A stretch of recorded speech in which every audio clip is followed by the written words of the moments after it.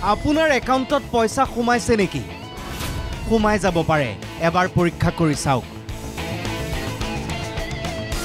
বিমলাৰ একাউণ্টত সোমাইছে 22,200 টকা।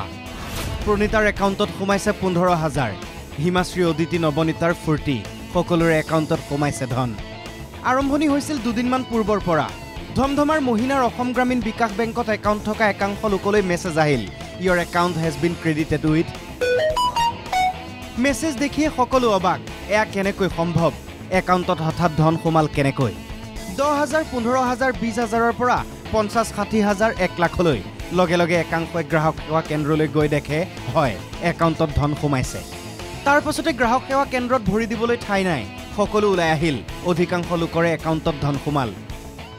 এটা একাউণ্টত মেক্সিমাম ধৰি লওক 48 লৈকে পাইছোঁ মই, আৰু 28, 22, 20 এনেকুৱাটো কমন আছে। সোমোৱাৰ আজিও আহিছে তেওঁলোকৰ একাউণ্টত সোমাই। আজি পাইছেনে নাই? আজি 4টা পালোঁ এতিয়ালৈকে। কিমান সোমাইছে? এটাত পালোঁ 22,000, আৰু এটাত পালোঁ 28,000, আৰু এটাত আপোনাৰ 32,000 মান পালোঁ।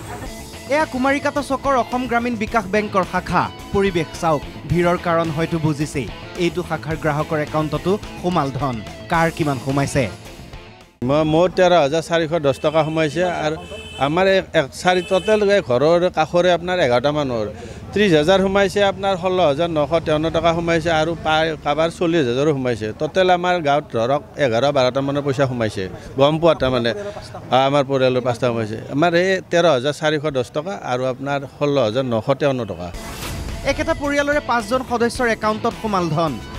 কাৰোবাৰ একাউণ্টত 12,410 টকা, কাৰোবাৰ একাউণ্টত 16,953 টকা। গাঁৱৰ আন কেইবাজনো লোকৰ একাউণ্টত সোমাল ধন। সৰ্বমুঠ আপোনাৰ 76,300 কেই টকা হৈছে খুচুৰা পইচা। ট'টেলটো শনিবাৰে উলিয়াইছোঁ আমি। কিন্তু ধন সোমোৱাই দিলে কোনে? সেইটো আৰু আমি ভবা নাই। যোনে সোমাইছে তেখেতসকলক ধন্যবাদ দিছোঁ, যাতে আমাক আকৌ দিয়ে। আমি সেইটো বেয়া নাপাওঁ, যিয়ে নহওক। গতিকে আৰু ওচৰে পাজৰেও দিয়ক, আমি সেইটোৱে ভাল পাম।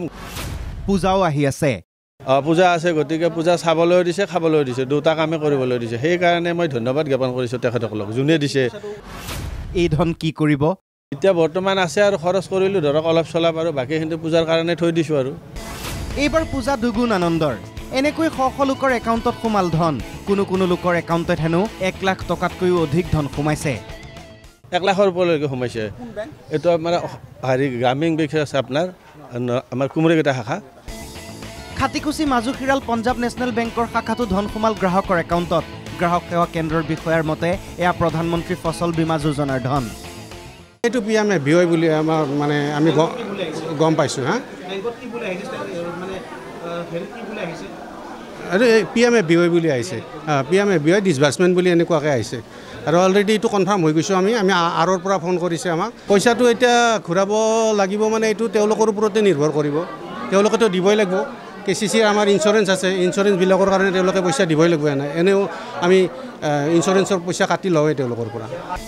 ধন পোৱাসকলে হেনো KCCৰ বাবে এটা অংশ ঘূৰাই দিব লাগিব, কিন্তু খৰচ এওঁলোকে কৰিছে বিনা চিন্তাত।